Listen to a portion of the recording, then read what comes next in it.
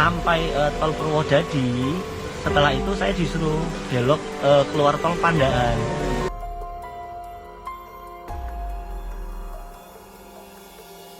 Ya saya ikutin.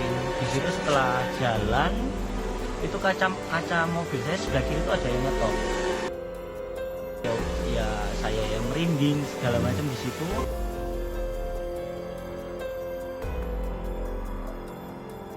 Sampai akhirnya sejam kemudian ya perasaan saya itu jalan masih bagus tetap sampai sini.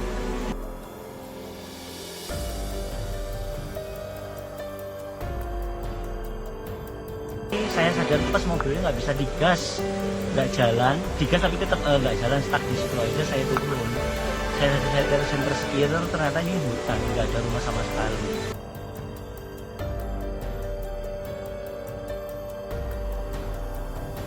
Nah disitulah pada saat melintas di daerah exit Pandaan, saudara Adi merasa ada yang mengetuk pintu ataupun kaca sebelah kiri mobil tersebut.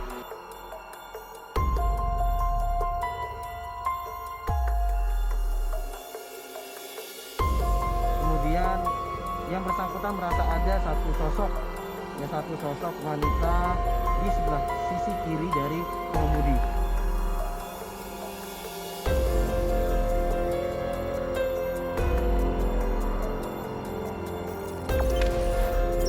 Jangan lupa subscribe, share, komen, dan like ya.